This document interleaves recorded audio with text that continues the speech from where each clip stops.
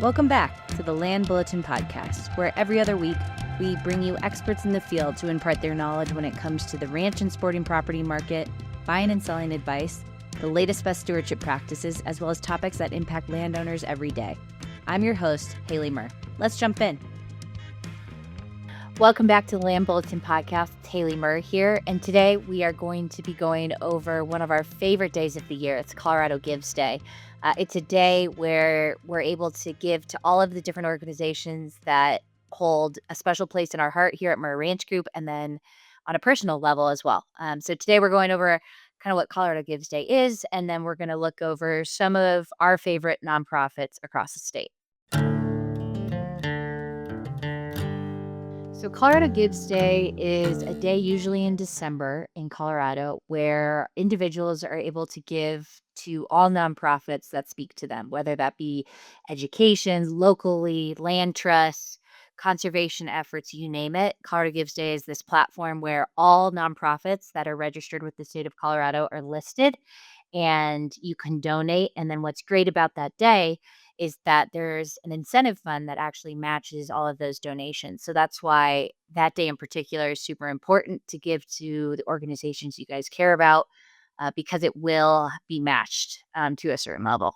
While there are over 4,500 nonprofits, maybe a little bit more in the state of Colorado, we wanted to just kind of siphon that down to 4 that we really care about and go into a little bit deeper about why here at Murr Ranch Group we work with these organizations. So the first organization that we're going to talk about today will be of no surprise to most of you because they've been on our podcast multiple times since we started, and they are our annual partners almost every year, and Ken has served on the board for many, many years, and that is the Colorado Cattlemen's Agricultural Land Trust. Colorado Cattlemen's Agricultural Land Trust, or CCALT, is a land trust that is statewide. When we usually look at land trusts, sometimes we're looking at locally sourced land trusts that focus on a certain region. But what's neat about CCALT is that they work throughout the state of Colorado. This is their 30th year, so we are both celebrating big years for both Murr Ranch Group and CCALT. And since 1995, they've helped over 400 families conserve more than 820,000 acres in Colorado. So what they're doing is incredible. And what we really love about Colorado Cattlemen's Agricultural Land Trust is that they work with farmers and ranchers to really meet what their needs are, so that they can still work the land, they can still have a viable operation while also protecting the habitat, the wildlife, and the things that make the land what it is. In 1995, there were a lot of pressures on ag producers that are not unlike the pressures that are there today. They were slightly different, and the biggest reason that the members of the Colorado Cattlemen's Association looked at starting a land trust was related to generational transfer of farms and ranches, and it was specifically tied to the estate tax exemptions, which were much lower than they are today. Back in 1995. In fact, I think if I recall correctly, they were less than $1 million at that time. Wow. So as properties were property values were appreciating, particularly ranch properties, and particularly ranch properties around resort communities, there was a real crisis for a lot of our traditional families. In a lot of cases, had been in these communities, working these properties for 50, 60, 70 years, sometimes longer. And there was a transition about to happen, and they were facing these really challenging estate tax and estate planning issues. And easements have been a tool for estate planning for a long, long time. I think outside of the conservation benefit, the primary utilization of conservation easements has been for estate planning. And so the membership of the Cattlemen's Association took a really, I think, made a really brave decision in going out and creating the first of its kind conservation organization in the country, an organization that was stood up by members of the association to serve the members of the association first and foremost. And I know that those that were around took some grief from some folks who didn't think it was the right thing to do. But I think if you look back on 30 years, we've worked with more than 500 families across the state, which is the key. That's the key metric for me, is how many families are we impacting. We've helped conserve, and I say helped because it's really the landowners that have done the conservation. We just help facilitate the transaction. More than 800,000 acres of working lands that will remain in agricultural production, will remain open for wildlife, will remain these beautiful scenic views that we all get to enjoy as we travel around Colorado forever. And I think that's a really remarkable story, and it's a story of success for the Cattlemen's Association. I think it's, again, just another testament to the old adage that the American rancher is the true steward of the natural resources of our country, and they do a really, really good job of that. And like I said, I'm just really proud to have had the opportunity to serve the ag industry, to serve Colorado, to serve the Cattlemen's Association in the way that I have through CCALT. Another thing that kind of connects more ranch groups to CCALT is their core values and core goals.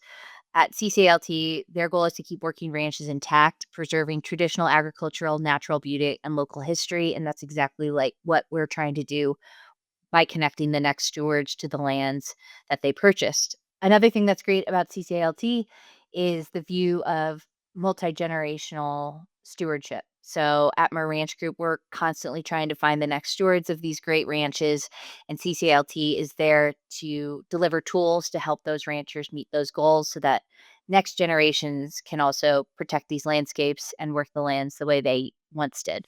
What is one of the coolest projects that just really, made it clear why you're doing what you're doing? I know all of them have their own unique kind of thing, but I know even with ranch sales and working with conservation buyers and sellers, we have the same kind of stories. So which one stands out for you about something that kind of changed your perspective on things?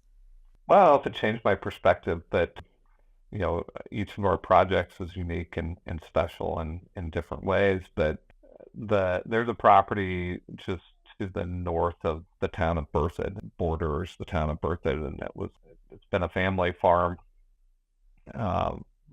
for a long, long time. It's right along the Little Thompson River, and it's in this area what's quickly changing, right? I mean, I think it's like 10 minutes from the Buc-ee's gas station. So you can imagine what this landscape looks like, right? And the family that owned it didn't have any heirs, and they were trying to figure out what they were going to do with it, and as they aged. And they ultimately decided that they wanted to ensure it remained a farm.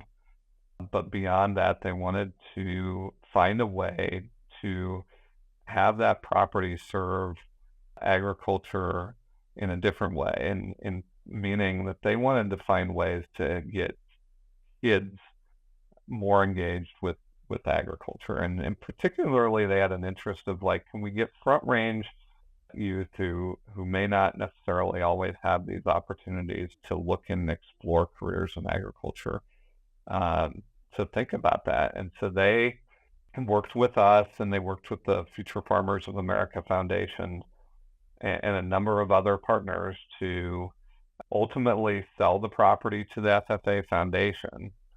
So they're now the owners of the property. We put a conservation easement on it so that it would remain, so that there was the legal protections long term. But that easement also enabled FFA Foundation to be able to afford the property as well. And the goal ultimately is to create an educational learning facility on that property where kids can come out and engage with an active working agricultural property and learn what it is to be an ag producer.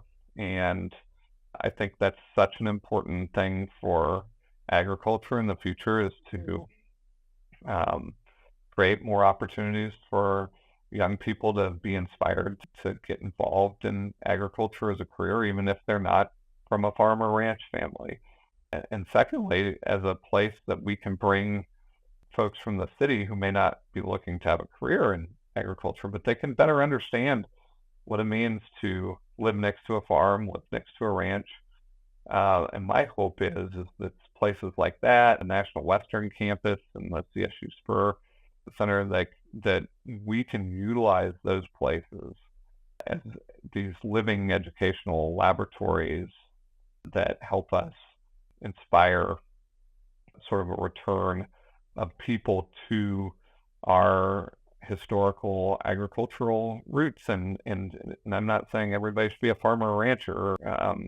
That's just not feasible. But we need to understand why it's important. We need to understand we need farms and ranches to feed the growing populations, and we need to understand what it takes to run an agricultural operation, so that we don't make bad choices at the ballot box. We don't end up with bad statutes and other laws that make it harder and harder for us to grow food. And it makes it harder and harder for wildlife to thrive. So that project, to me, while very unique to what we do, is, I think, this really exciting opportunity for us to engage in a different way that furthers our mission and furthers a future for Colorado agriculture.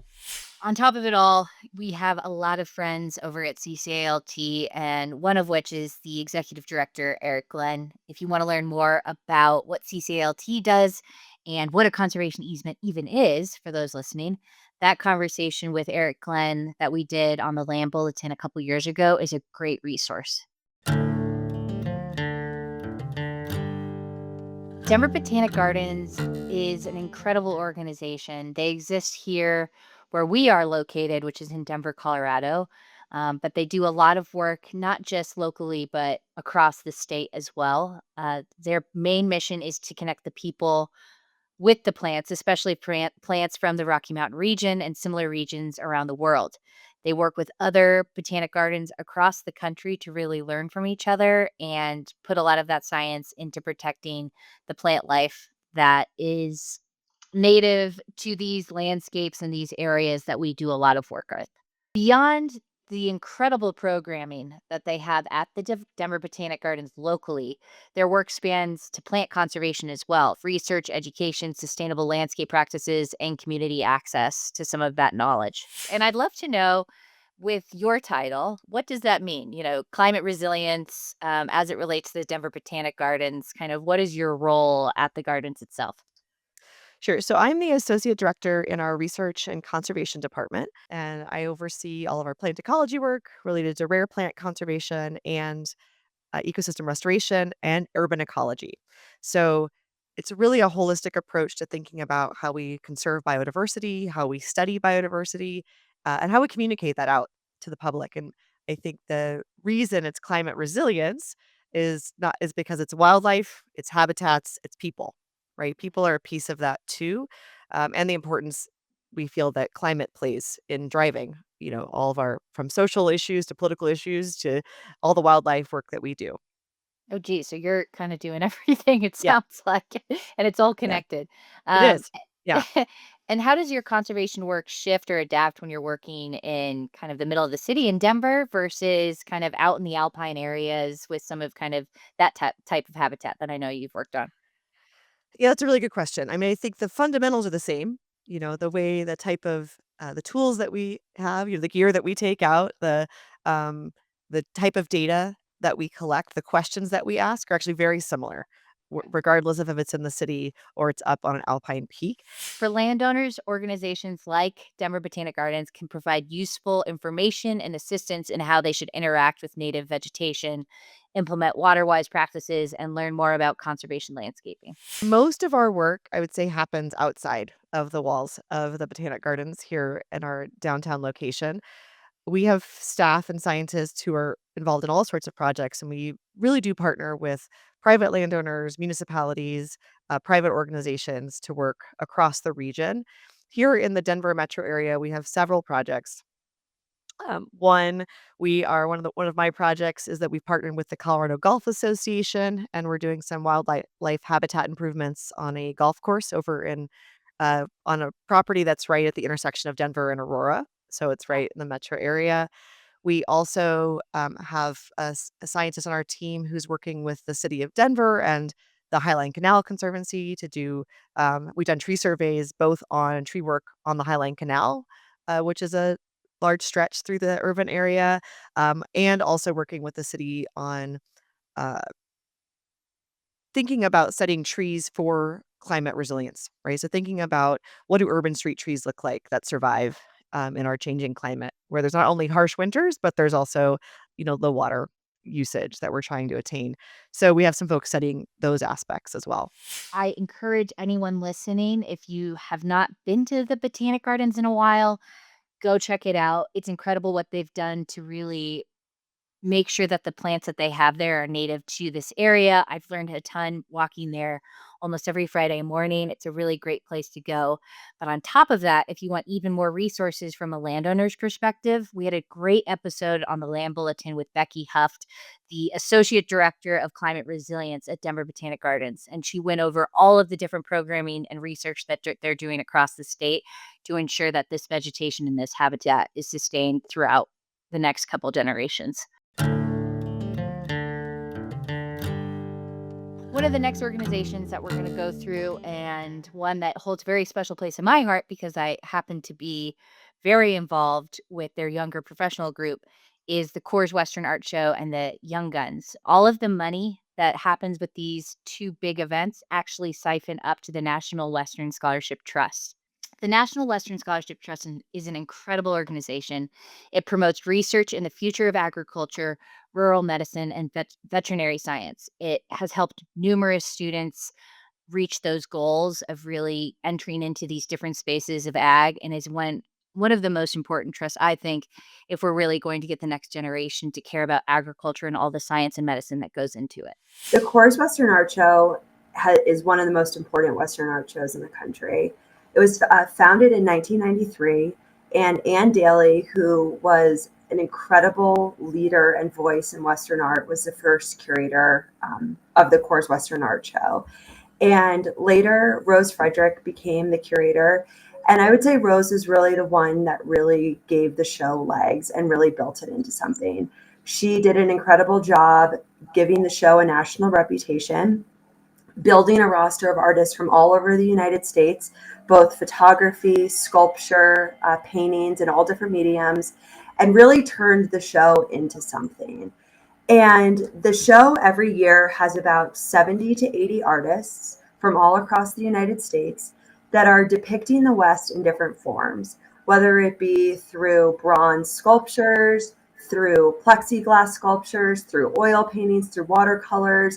It's a whole story of the West told by many different artists, kind of working in different mediums. And I'm really proud to be, there's been some incredible women at the helm leading the show, and to kind of build on their legacy. I'm really proud of that and really excited to kind of see what is to come.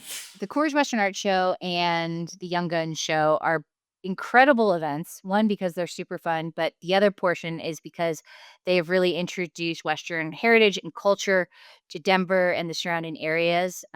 This city continues to grow, and it becomes even more imperative that we educate those that are moving into our state about the history, about the heritage, about how it's changing, where we're going. And one of the most palpable ways to really do this is through art. So Coors Western Art and Young Guns has done an incredible job of really spearheading this knowledge base. And then all of that money that is generated through those events goes towards what we talked about, the National Western Scholarship Trust, which is the organization that you can give to on Colorado Gives Day this December 9th.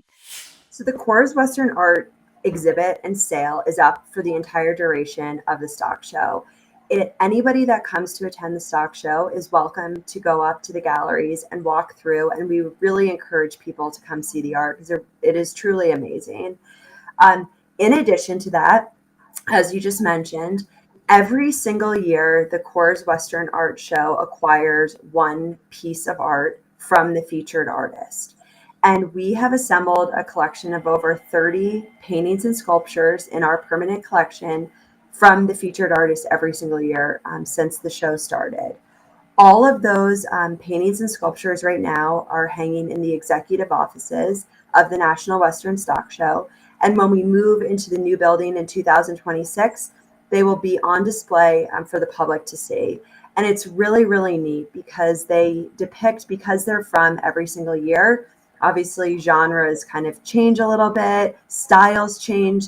So it's really neat to kind of walk through all of the paintings and sculptures and just see how Western art has evolved since we started collecting. This is a really unique show in the fact that there's a huge philanthropic component to it. Coors Western Art gives a percentage of our proceeds to the National Western Scholarship Trust. And that, for me, is just such an incredible feeling to know that the art that we are selling is directly benefiting and making a huge difference in students' lives. And part of Coors Western Art Show is we actually have several scholarship recipients work for us during the month of January. And to hear them tell us how this changed their lives and the fact that they are able to go to school because of what we're doing is really, really amazing.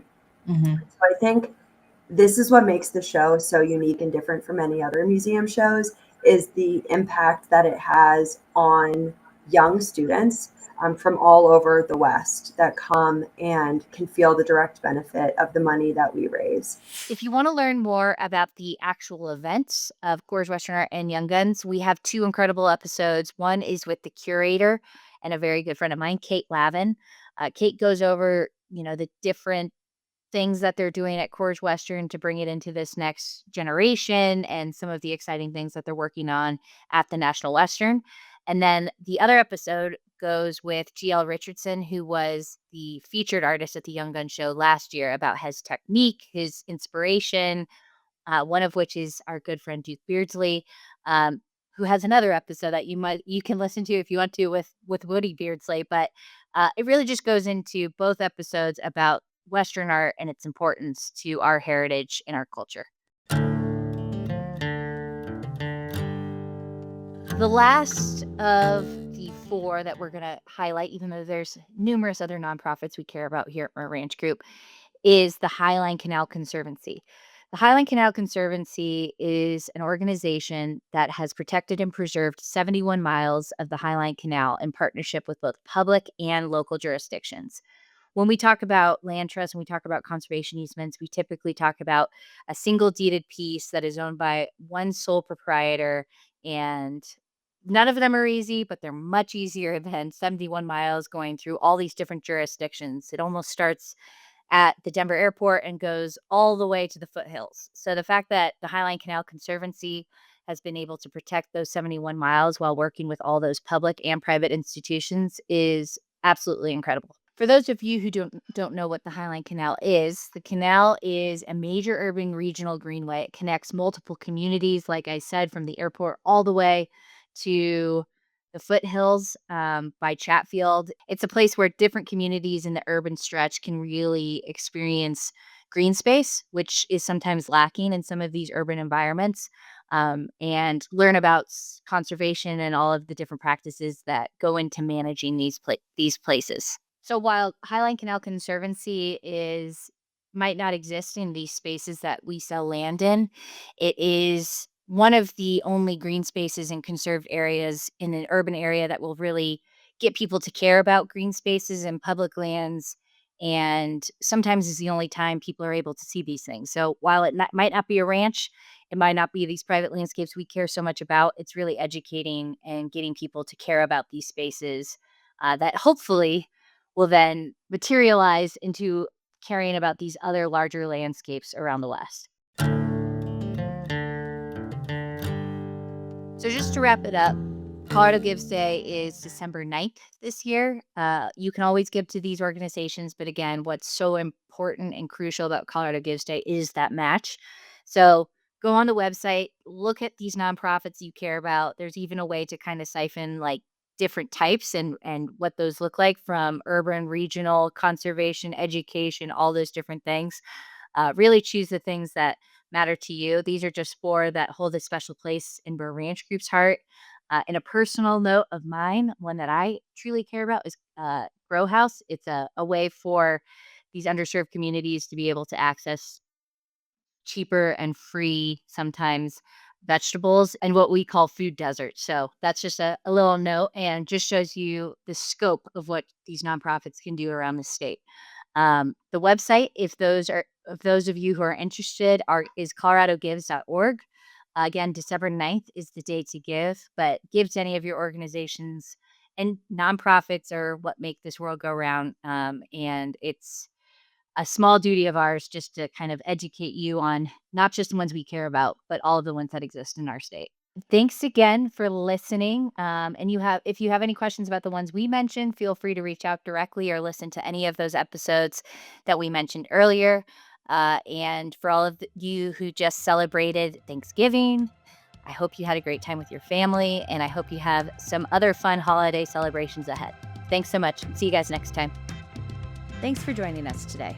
To learn more about the ranch real estate market or our ranch marketing process, make sure to subscribe to our newsletter on our website at merranchgroup.com or give us a call at 303-623-4545. See you next time.